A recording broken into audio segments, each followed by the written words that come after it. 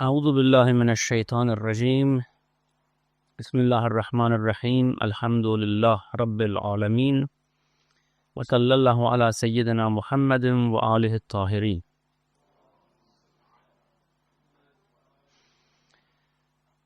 Surah Inshiqaq verses 7 onward. فأما من أوتي كتابه بيمينه فسوف يحاسب حسابا يسيرا وينقلب إلى أهله مسرورا. Then as for him who is given his record in his right hand, he shall soon receive an easy reckoning and will return to his folks joyfully. We discussed about the concept of meeting the Lord and then the concept of the book. Now, this book is unfolded for us in different ways. Here the Quran categorizes this very simply. If you are given it in your right hand, then you are prosperous, you have succeeded. If you are given it in your left hand or from behind your back, then you have failed and you will be miserable. The idea of right and left, as we have discussed before several times, denote the idea of good luck and bad luck, doing good and doing bad. And therefore here it means that if overall, if some of your actions, your thoughts, your deeds in this world is good, therefore you have a prosperous life throughout in your journey and afterwards, and at the end you will be given a pass mark, and that is the meaning of your book given to your right hand, and vice versa. If the overall record is bad and you have failed, you are given your book in your left hand. There might be, of course this is a metaphorical language, but there might be more real things into it, which might need more investigation. But up till now, no exeget has really come up with more solid explanation for this metaphor of right and left. However, from behind the back, yes, there is evidence in the Quran that we can interpret it in a more solid way. Now, as soon as your book is unfolded, is given to you, we mentioned in our previous sessions that the book is always with us. However, that book unfolds for us. It comes to realization. We see it open and we see whatever is through it. If the book is given while we have passed, while we have been successful, then it says, فَسَوْفَ يُحَاسَبُ حِسَابًا يَسِيرًا. He shall soon receive an easy reckoning. This sawfa, of course, usually in Arabic language, we have two very common signs for future, two common letters and words used for the notion of future. This one is seen and the other is sawfa. Now, sawfa denotes a sort of more distanced future. And therefore, we understand from this that there is a distance in time, there is a gap in time between when we receive the book and when the hisab comes. فَسَوْفَ يُحَاسَبُ حِسَابًا يَسِيرًا. Soon he will be given a very easy reckoning. It might mean that after the book is given to us, well, we are told, اقرأ كتابك كفى بنفسك اليوم عليك حسيبا. Read your book. We are given some time to digest it, to analyze it. As I said, it's not just remembering what we have done. It is the full unfolding realization of our actions, our deeds in that stage of creation, in that stage of life. And therefore, we need some time to digest it, to judge ourselves. And then there is hisab and judgment from Allah subhanahu wa ta'ala which comes. Now, the book given to us is very disappointing for everyone. except for awliya, which might not be given a book at all. It's disappointing because we see lots of sins, lots of slips, lots of forgetfulness in it. And they have come along to that stage with us and would show itself as something very horrifying to us. And everyone would be afraid of that hisab. When Allah is coming to judge, what will happen? What will come to them? Here it says, for those who are given the book from their right hand, to their right hands, فَسَوْفَ يُحَاسَبُ حِسَابًا يَسِيرًا. The reckoning would be very easy. Now, in one tradition, we have an explanation for this, which I think is probably the best explanation. The tradition says that the hisab would be like this. It is a one-to-one sort of hisab. It's a court in which there is only the judge and the sort of person, the accused, who is being judged. And probably at this stage, there is no witnesses at all. The witnesses have already given their witness. So there is only the person created by God, and the God, the creator, who gives this hisab, who makes this hisab counting. The tradition says,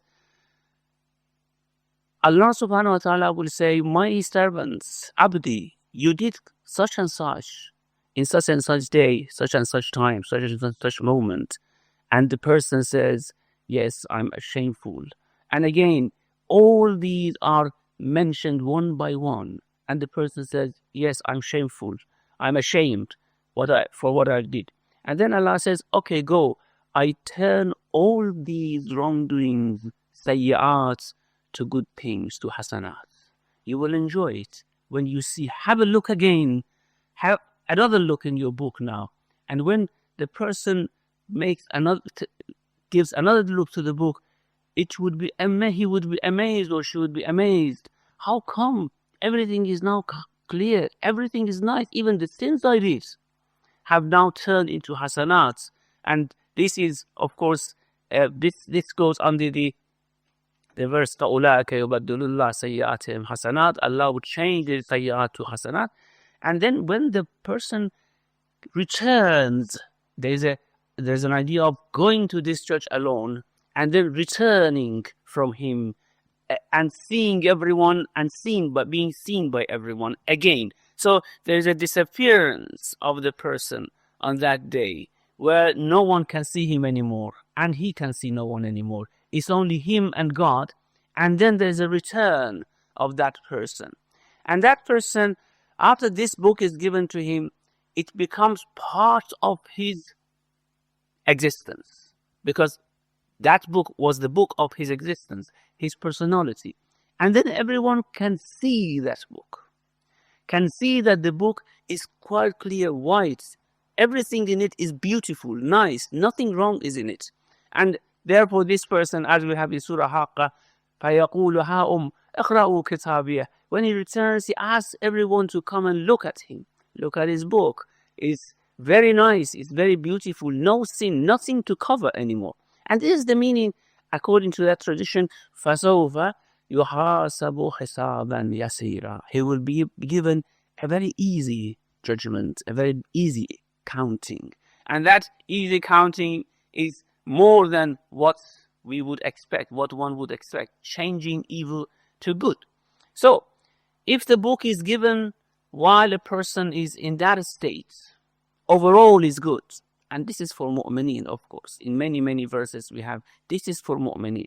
فَسَوْفَ يُحَاسَبُ حِسَابًا يَسِيرًا. He shall soon receive an easy reckoning. وَيَنْقَلِبُ إِلَىٰ أَهْلِهِ مَسْرُورًا. He will return to his folks joyfully. As we said, there's a disappearance and then returning to the folk. Now, his folk, of course, who his folk is, certainly not those who are going to go to hell. A person might lose all his family on that day. And this is a clear loss, because everyone would love that to have all their family with them in paradise, to live again together, a reunion of all members of a family, even those who we have not seen our grandfathers, for example. Is that the meaning of ahlihi? It is possible. Returning to people who he met as soon as they died. They met all their families, all their folk, and then they traveled together. Now he disappeared and comes back to them. Or it means anyone that he lives with under his, with the company of them in paradise under one roof. When we say one roof, of course, there are different palaces, different mansions, many things that a person might have in paradise, but they all live in communion together. There is this social life, there is this family life. In paradise, of course, it's quite different. That family life is quite different from the family life that we have here in this world. We don't know what is the nature, how it is going to be, but we know that Quran mentions this in several occasions.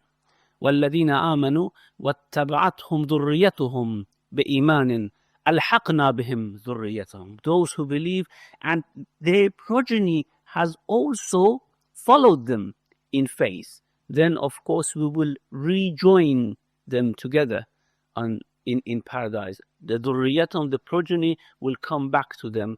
And you will see a very, very distant grandfather or grandmother of you, and you feel how much you love them and how much they love you. These affections, relations, bonds will change to something much, much more meaningful than we know in this world. So it might mean the family, it might mean anyone, even not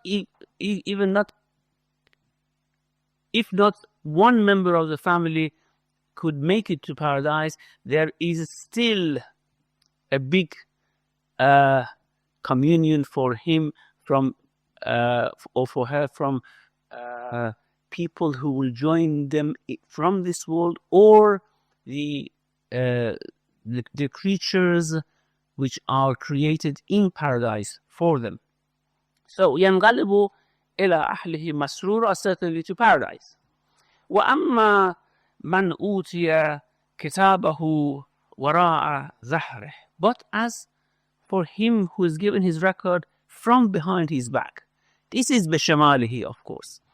This explains a little bit the idea of Yamin and Shamal. I tell you how it explains now. This journey of us from this world towards meeting our Lord is always a journey ahead. We leave each stage to go to another stage. Again, we leave that stage to go to a higher stage. And people who feel that they are in loss as these stages go further and further, they always regret what they have done in the past. They always have an eye to what went wrong before. Have an eye on when they were quite free to decide and they did not decide. When they were quite free to act and they did not act. And they acted wrongly. So they always have this look towards this world, dunya. In Surah Hadid, we have this verse, يَوْمَ تَرَى الْمُؤْمِنِينَ وَالْمُؤْمِنَاتِ يَسْعَى نُورُهُمْ بَيْنَ أَيْدِيهِمْ وَبِأَيْمَانِهِمْ. You will see on that day, and the day will come that mu'minun al-mu'minat would have lights going before them and on their right side. Again, this ayman, yamin, we have it here.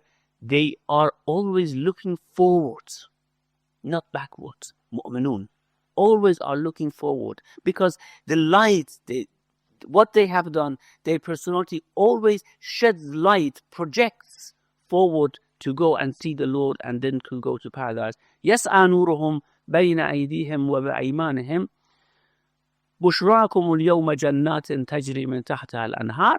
And then it says يَوْمَ يَقُولُ الْمُنَافِقُونَ وَالْمُنَافِقَاتُ. On that day, the hypocrites will say to mu'minun, انظرونا نقتبس من نوركم. Let us get some light from you. We also use your light to come forward, to know where to go. قِيلَ ارْجِعُوا وَرَاءَكُمْ فَالْتَمِسُوا نُورًا. They are told, go back and bring light. You cannot use any other person's light in this world. And therefore, this wara, this behind, is always a point where these people are thinking about. And we have in many, many verses that on the day of judgment, on the day of death, on the day of judgment, on different stages, even in the hell, the disbelievers would say that, take us back to the world for only a few minutes, few hours, so that we do something good and bring it. And of course, there is no way. قَالَ رَبِّ ارْجِعُونَ, I swear you by God, return me, the person tells to the angels. قَالَ رَبِّ ارْجِعُونَ لَعَلِّي أَعْمَلُ صَالِحًا فِي مَا تَرَكْتُ, so that I may do something good in what I have left behind in the world, in my life. كلا إنها كلمة هو قائلها. No, this is a word, he says, it's impossible. وَمِنْ وَرَائِهِمْ بَرْزَخٌ إِلَى يَوْمِ يُبْعَثُونَ. There is a wall, there's a barrier, they never can go back in that way. And therefore, the people who go for judgment, when they receive their book, still they have a look at their back. Still they are thinking about this world. Still they are thinking about things which went in this world. And this is when even they are giving their book, their faces are turned back to this world. They are given their personality وراء ظهره. فسوف يدعو ثبورا. He will pray for annihilation. Soon he will pray. This soon means when Hisab comes. They are given the book, they analyze it, they digest it, they analyze their personality, and then when the Hisab comes, when Allah comes and says, okay, I'm not going to forgive any of these. I'm not going to turn any of these into good, because it's impossible for you. I'm not going to cover any of these, because for Allah, for the believers, it is possible to turn evil to good.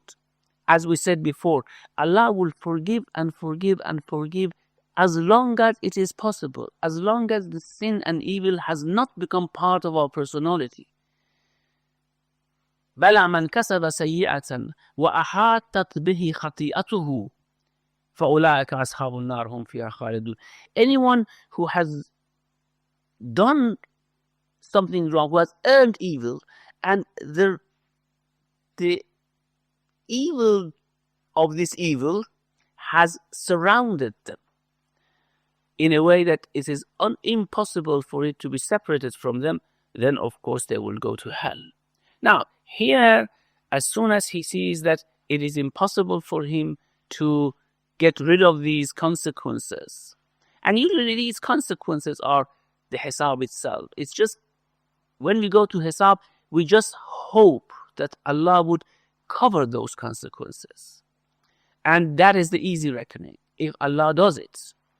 And this is something before which no one can enter paradise.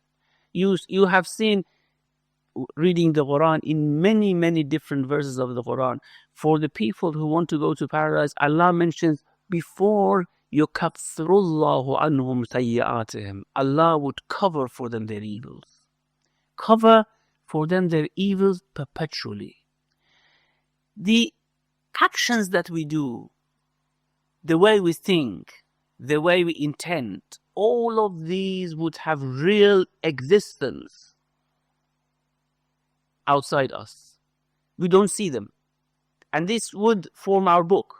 And when we die, we see some of it. When we go to different stages on the day of judgment, it unfolds for us. It unfolds itself for us little by little, gradually, until we are given the book in full. Then it unfolds. Now, these consequences are real existences. Nothing could be done about it. It's always with us. It's on our neck. وَكُلَّ إِنسَانٍ أَلْزَمْنَاهُ طَائِرَهُ فِي عُنُقِهِ is on our neck. We cannot do anything about it. Unless if God somehow, through His mercy, covers it for us. And He does. And forever we do not see them anymore. Although they exist, Allah would cover it. يُكَفِّرُ اللَّهُ عَنْهُمْ سَيِّئَاتِهِمْ. Kaffara means covering. This, of course, is something which is according to the way Allah has created this world. In this beautiful, beautiful verse in Surah Ar-Rahman, وَالسَّمَاءَ رَفَعَهَا وَوَضَعَ الْمِيزَانِ. He has raised the heavens, built the heavens, and put down the scale. And in this contrast of raf, raising, and was, putting down, there is the beauty of eloquence of the Quran that we will see. وَالسَّمَاءَ رَفَعَهَا وَوَضَعَ الْمِيزَانِ. He has created the creation and has put down the scale. And that's the scale of justice. أَلَّا تَتَقَوْا فِي الْمِيزَانِ, so that you would not exceed in this balance of justice. We have in hadith, بِالْعَادْلِ قَامَتِ السَّمَاوَاتُ وَالْأَرْضِ. It is true, the justice that the heavens and the earth is persisting, is created. And this system of justice, if it is tipped, if the injustice somehow imbalances the justice, then the whole creation would be destroyed, unless Allah would stop, do something about it. And this is what is mentioned in many, many different verses of the Quran. وَلَوْ يُؤَاخِذُ اللَّهُ النَّاسَ بِمَا كَسَبُوا. If Allah really wants to let these consequences to come to us, if Allah really wants this wrongdoing to affect us, مَا تَرَكَ عَلَى ظَهْرَهَا مِنْ دَابَّةٍ. No living being would be left on this plane. Everything would have been destroyed, because this system is a very, very accurate system. It works in a way that any act would have the consequences of it attached to it coming to us, whether good or evil.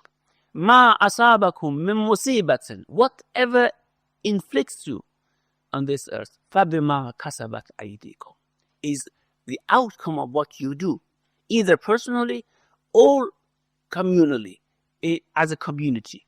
And when, of course, that evil consequences of a communal wrongdoing comes, then it would hit everyone. It would hit the good and bad. And therefore, any consequence that comes back to you is because of what you have done. However, Allah would not allow this to tip the balance. He wants this life to continue. If he had he not done anything about it, everything would have been destroyed. However, ما أصابكم in Surah Shura من مصيبة فبما كسبت أيديكم ويعفو عن كثير. He forgives many, many things. You would not see how Allah is acting in this world, not letting this balance to be tipped so that the world is destroyed because of our wrongdoings. Now, here, the kuffar, what they expect is that for them as well, Allah covers those consequences. This jaza is not something out of revenge. It's not conventional. Usually in this world, when we punish or when we reward, it's because we want to prevent further things. There is no further thing here. Therefore, there is no prevention of sin or crime in this type of punishment. There is nothing going to be after this. And therefore, it is something quite real. It's not a convention. It's not for preventing a further crime or sin. It's the consequences of the actions which come. Now, these kuffar would hope, like the believers, who had a very, very easy reckoning, would hope that Allah would do it for them as well. But they don't know that they don't have that core which could hold all those mercy of Allah for them, attached to them. And therefore, when they see this, فَسَوْفَ يَدْعُو ثُبُورًا, they wish that they were perished. They pray for annihilation. That's how good if we were just destroyed, if we die right now. But they know that there is no death after this. There is no death on that day. After we are raised from our graves, then there is no death. It is just eternality which comes to us. وَيَصْلَى سَعِيرًا, and he will enter the blaze. Now, here there is a very clear-cut categorization. The believers are given their books in their right hands. The wrongdoers are given their books to their left hands. What about the believers who were sinful? Of course, not sinned to the extent that could have been covered. Very, very major sins. Sins which would have been negligence of their faith, actually. What about them? Now, some lecturers say that this is a very simple picture that Allah has given us. There are many, many different methods in which a person might receive their book, but it's not mentioned here. Different ways, different categories which are between these two, which is not mentioned here, and therefore we don't know about many people. Those who had not believed because, for example, they had not received any message from God. Those who could not make it because they were in a society which did not allow them, for example, to have faith, in the sense that all arguments came against them and they could not resist it. What about them? Well, one thing we can say is that, as I said, it's the overall sum of all these factors which would determine whether we receive our book in our right hand or in our left hand. And therefore, it might be a quite inclusive categorization. The overall sum of whatever factor was involved would determine the way we receive our book. Now, here, after it says, وَيَصْلَى سَعِيرًا, he would enter the blaze. There are a couple of reasons that Allah mentions it here. إِنَّهُ كَانَ فِي أَهْلِهِ مَسْرُورًا. Now, this is a very nice symmetry here, because for those who are given the book in their right hand, يَنْقَلِبُ إِلَىٰ أَهْلِهِ مَسْرُورًا, they return to their folk very joyfully. Here it says, إِنَّهُ كَانَ فِي أَهْلِهِ مَسْرُورًا. He was already masrur, joyful among his folk. Now, fi ahlihi, certainly it means in this world. When he was with his folk in this world, he was very, very happy. Now, this joyfulness, of course, joyfulness is not something bad. It's good to be happy. However, we have a concept of joyfulness and happiness which is rejected in the Quran, and that is farah. Farah is in several occasions has been condemned by the Quran, and that is to become overwhelmed by the ni'mah of Allah in this world, to become so happy of this world so that they forget Akhirah, they forget their Lord. And this is the meaning of farah. About Qarun, who was overjoyful about what he had acquired in terms of wealth and power, إِذْ قَالَ لَهُ أَهْلُهُ لَا تَفْرَحْ قَوْمُهُ لَا تَفْرَحْ. Thank you. إِذْ قَالَ لَهُ قَوْمُهُ لَا تَفْرَحْ إِنَّ اللَّهَ لَا يُحِبُّ الْفَرِحِينَ. When his people, his folk, who were probably Musa and Harun, because he was a cousin of Musa, they told him, do not be overjoyful, because Allah does not like those who are overjoyful. Overjoyful over what? Over the boundaries of this world.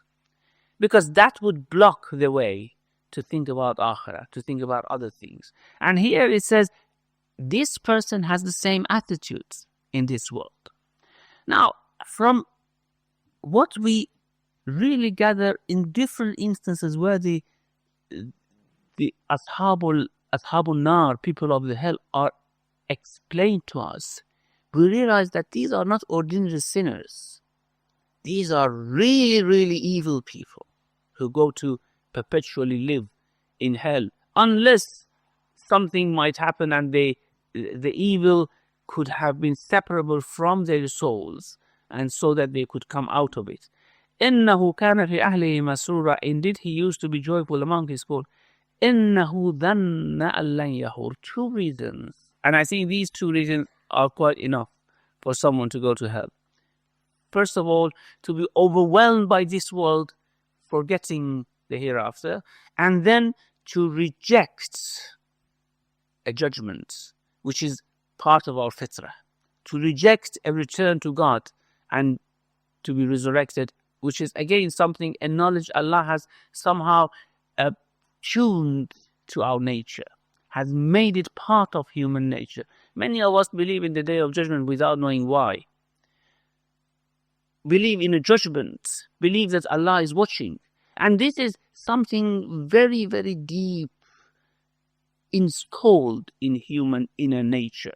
Now, anyone denying this, and in the Quran in many places it says, they rejected, وَالْكَذَّبُوا بِالسَّاعَةِ, they deny the moment of resurrection.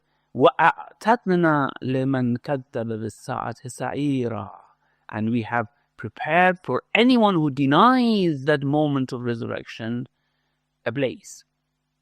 So what he was doing, he indeed thought that he would never return. Then has two meanings, a guess and conjecture or thought, and the second meaning is to be certain about something, yaqeen. Now, many of us, this thought comes sometimes to our mind that, well, is it really true?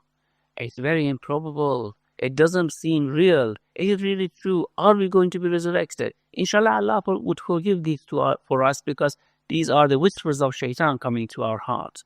However, those who certainly reject it, by certainty they say there is no such a thing. Well, who knows? Why you certainly reject it? There is no reason that you should search. How do we know? We haven't seen how this world has started. How should we know how this world is going to end? So usually Ahlul Lugha, they say that there are two meanings for dhan.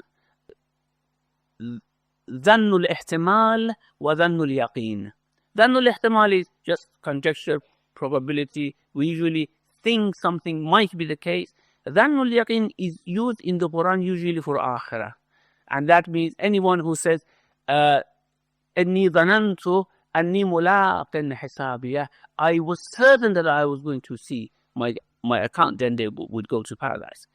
If someone for certainty say that, determine that there is no day of judgment, this rejection, which is completely against what Allah had installed in our soul, that would lead to hell. إِنَّهُ ظَنَّ أَنْ لَيَّهُ بَلَى إِنَّ رَبَّهُ كَانَ بِهِ بَصِيرًا. Yes, indeed. His Lord sees him best. He sees the inner parts of their soul. And this basira of Allah subhanahu wa ta'ala actually prohibits that the person to be perished without any end, without any aim. And therefore, one should think about it. And it's just a sort of reasoning against this certainty that there will be no return. Yahur, from hara yahuro, and hawar and muhawara is just exchange, return, and these things. So, bala inna rabbahu kana bihi basira. Inshallah, we continue with this. Not next week, the following week, inshallah. Wa sallallahu ala Muhammadin wa ala tahir. Allahumma salli ala Muhammad wa ala. Thank you very much indeed, Sheikh. Now we have about 15 minutes for any discussion, question, answer. Sisters, with any sisters, any brothers here? Yeah, this one. So, yeah. Assalamu alaikum. You mentioned that the awliya might not even get books. I mean, is there something either in the Quran or a hadith for this? So, yes, in a hadith, we have that awliya actually do not go through these things. Well, they have a book, certainly, but their hisab is quite different because there is nothing selfish in it. All these are for those who had a selfish type of attitude in this world, for the mu'minun who had a selfish attitude. But for awliya, things might be quite different. They didn't have anything but God, but direction of God. And therefore, we have in some traditions, and especially Allama Tabatabai in Al-Mizan mentioned in several places, that their case would be quite different. And in some verses of the Quran as well, for example, إِنَّ الَّذِينَ سَبَقَتْ لَهُم مِّنَّا الْحُسْنَى أُولَٰئِكَ عَنْهَا مُبْعَدُونَ. Those about whom our good word has passed, our good judgment has passed long before this, أُولَٰئِكَ عَنْهَا مُبْعَدُونَ. They are quite far from all these events. لَا يَسْمَعُونَ حَسِيسًا. They do not hear even the lowest voice sound of the blaze, which is usually heard on that day of judgment, and people are horrified by it. وَهُمْ فِي مَا اشْتَهَتْ أَنفُسُهُمْ خَالِدُونَ. They are already in paradise. While people are going through all these, they are already in paradise. In fact, after they die, immediately they are taken to a place unknown for us when all people are going through those stages. However, of course, again, we can see that every human being should go through these stages. But how this tally with those traditions, we have to think deeper about it. But what we know for sure, that if someone is completely empty of their selfishness and are filled with love of God and with hope on God, reliance on God, then Allah would treat them completely differently from others. Do you want to add something? No. Sisters? Any sisters? No? Muhammad? Sheikh, alaykum. Sheikh, we know that Allah would increase the reward for the good doers, but when you say that Allah would change the sins into hasanat, how do you justify that? Because somebody who has done less evil will have less changed into hasanat, and therefore have lost less. Yeah, we better do more sins then, huh? No, of course, certainly those sins turned into hasanat would be much less worth than the hasanah being rewarded by Allah, or being somehow Allah make them grow in a sense. And therefore, the people with sins which turn into hasanat have much lower level than the people who have not those sins and have hasanat right from the beginning. The reason these sins are turned into hasanat is because these are actually the components of the personality of a person. These are evils. And with that, a person cannot enter paradise. Paradise is a place of purity and pure people. And if Allah does not change it, then certainly what happens, almost no one would go to paradise, except awliya probably. No one would go to paradise. And therefore, to allow people to go to paradise, this change is necessary, and Allah would do it. But never they can be like those who have not committed these sins, have their hasanat. If He is the one who changes sayyat to hasanat, then what does He do with hasanat? That's not imaginable for us. Thanks. Do you want to add something quickly? No. So do not commit more sins. Okay. Good. Thank you. Sisters, please, sisters. Anybody? No, Shiraz.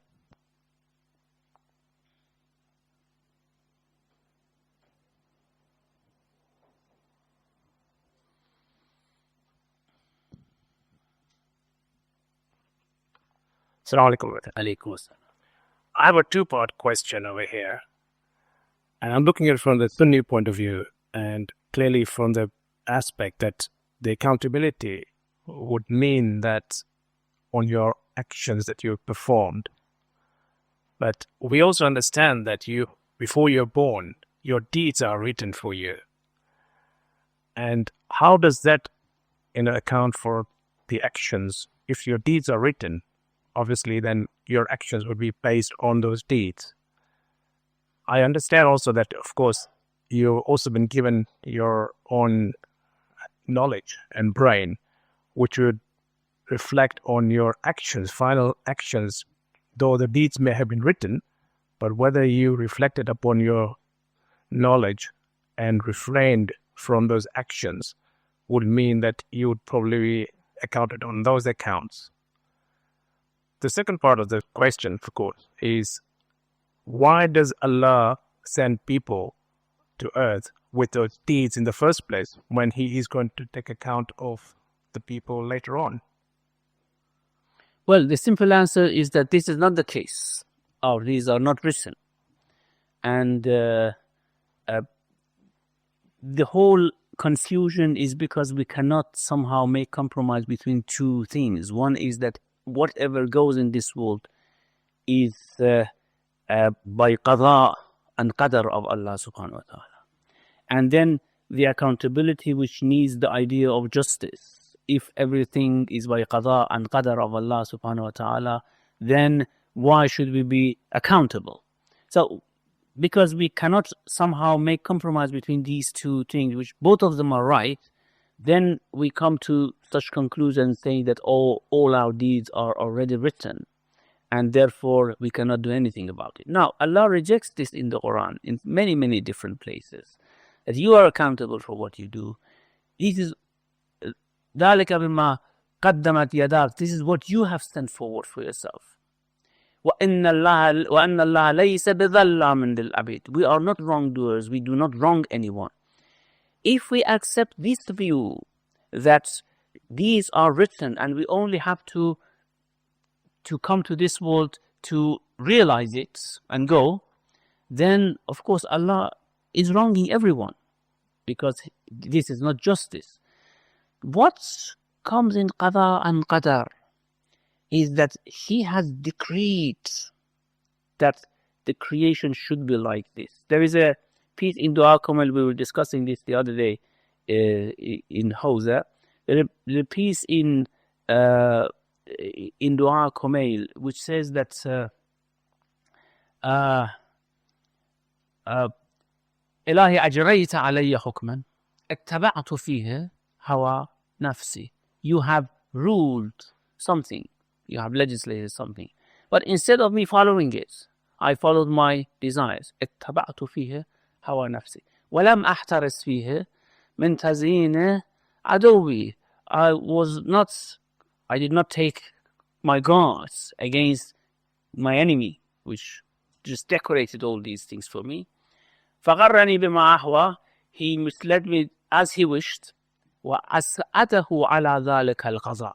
And your qada helped him. Now, we might explain this as, for example, that yes, it was your wish that I should do it. It was qada. I could do nothing about it. However, let's think about it another way, which is the right interpretation of this. أسعده على ذلك القضاء means that you had made the qada, you had decreed that shaitan should have this freedom to do what he wants. And this qada of you made him powerful over me, and I could not resist him. So as'adahu ala dhalika al-qada, your qada helped him, is not that you had decreed that I should sin. Now, this is of course an example which shows how usually we wrongly interpret all these things. Yes, Allah has written for us that we have to come to this world, and this is His qada. There is no one could escape His qada. It's not free will. We have to come to this world. And His qada has given us a span of time to live in this world. 60 years, 70 years, 80 years, whatever. This qada is a span of time. This span of time is His qada. We can do nothing about it. And this qada is actually who make us to do sins. So His qada has left us to do whatever we want to do. His qada has left us to do good or to do evil. And in a sense, whatever we do is according to His qada. However, this qada is somehow, this involves our free will as well. Again, it is His qada that we have to have free will, that we have to acquire whatever we do through our free will. And again, it is His qada and qadar that if we wish to do something, He would somehow sign it to go, and it would go. He would give us the power to do it. And the confusion comes here. If this power is from Allah, so this is act of Allah, not our act. No, the power is from Allah, but act is our act. We do it through His power. We do it through His permission and leave and approval. But He has approved it, and that's why it happens, but it doesn't mean that He has done it. We have done it actually. We have acquired it. And this is something which there is some real good insight in this idea of kasb of Asha'ira. They have come very close to idea of Shia's free will, amrun baynul amrayn. La jabra wa la tafwiz wal amrun baynul amrayn. It's not, of course, force, it's not free will, it's something between them. And they have come to this idea of caste, that yes, Allah has decreed this, and that if we perpetrate it, then we are accountable. If we sin, if we do not do it, then Allah would not punish us. Already He has written everything, but there is something, it's not right, but they have come somehow close to the idea. The Ash'arites, of course, were very clever people, and they tried to resolve these issues with some sort of philosophical reasoning, which were quite different from Ahlul Hadith and also from Mu'tazila, who I think were not as clever as Ash'ari were in these discussions. Thank you. Any sisters? Yep. Assalamu alaikum. The stage that we're talking about, the hisab and the accounting, is that before shafa'a or does shafa'a come after that? Well, I don't know. I don't know where shafa'a will come in. Apparently, shafa'a is something which accompanies after we meet Allah subhanahu wa ta'ala. Then shafa'a accompany us all through. And the Quran says, قُلْ لِلَّهِ الشَّفَاعَةُ جَمِيعًا. Shafa'a is actually for God. No one else can do shafa'a. However, He has granted this, delegated this to the Prophet. And therefore, this covering of those actions comes through shafa'a. It's not the case that Prophet individually stand and say, I want to do shafa'a for this, I want to do shafa'a for that. No. The shafa'a is something quite systematic and general. It comes through all these, that this is from Ummah of Muhammad, for example. This has followed him, and his shafa'a would include him. And in all these, there is an eye of the Prophet or prophets on whoever is going for judgment to see whether they can do anything about them. Not in the case, as I said, individually, but in the case that these have been somehow attached to some people, and some, of course, dignified people, and therefore that shafa'a, whether it is possible for that shafa'a to include them or is not possible. And that is the meaning of hisabun yasir. That's the shafa'a which comes actually. But it's not mentioned in this way here, since everything is in His hand. He should decide who should be included in shafa'a, who should not be included in shafa'a. Therefore, here there is no mention of that. Do you want to add something, sister, to this? No, thank you. What about the imams? Will they have the authority to do shafa? Yes, the imams and mu'minun, shuhada, all these have this authority to do shafa'a. However, there are somehow different grades and delegating one part of shafa'a, one level of shafa'a, and again the imam delegating that to some other very good people. We have in hadith that anyone who has lived for 100 years and have been good and done their worship all through their lives, then they would do shafa'a for a large number of their families, for example. So it's all there. As I said, it's not something which comes one by one individually. It's a systematic thing which would include people. Any other sister before we come to the brothers? Sisters? No? Sarfraz? Assalamu Alaikum. Sheikh, the differences that you were mentioning between those sins which can be covered and those that cannot, could the key to that be tawbah and istighfar? Because that process itself is a khair which helps to cover the sins. And also the people who don't do tawbah and istighfar, the sins have become a part of them. That's why they cannot do tawbah. Yes, to a great extent that's true. But sometimes even for some sins that we have not done tawbah for, they might also be covered and forgiven. The criterion is that the soul, the heart in itself should not have become evil, should not have turned and changed identity. If it's not changed identity, then we receive our book from right hand and the sins will be covered. Whether we have repented or not, of course, repentances are in our lifetime are determinants whether the heart has turned into evil or not. That's a very important factor. However, if the heart is not turned, has not changed identity to evil, then those are separable. If the identity has turned into evil, then of course it's not separable at all. So isn't that the same thing? Because if your identity has become evil, you won't feel any regret. And if it hasn't, you will for every sin feel a regret and remorse. And that is tawbah. Let us have this hisab on yasir, easy reckoning. No, it's not difficult. I mean, in this world, isn't that the same? So we should be careful for that aspect. We should be careful for that aspect, of course. Certainly. But we hope that even for things we have not done tawbah, inshallah, we will be forgiven there. Let's make it easy, as Allah has made it easy. Thank you. Any sisters? No? Sheikh, if a non-believer does anything good in this world, I mean, when I say non-believer, Allah knows best, but say, for example, if Allah was going to put him in hell, but he's a non-believer and does good in this world, in his days of Barzakh, will he see his goodness, whatever he has done, and feel it? And then on the day of judgment, obviously, he will not see his goodness, but he will be in the hell? Or what? Oh. Well, as I said, وَالسَّمَاءَ رَفَعَهَا وَوَضَعَ الْمِيزَانَ. He has raised the heavens, made the creation, put down the scale of justice. And therefore, this system of justice would somehow return every consequence to everyone who has done something, either good or bad. Now, that consequences of good, well, not consequences anymore, the results of good actions would certainly come back to those people.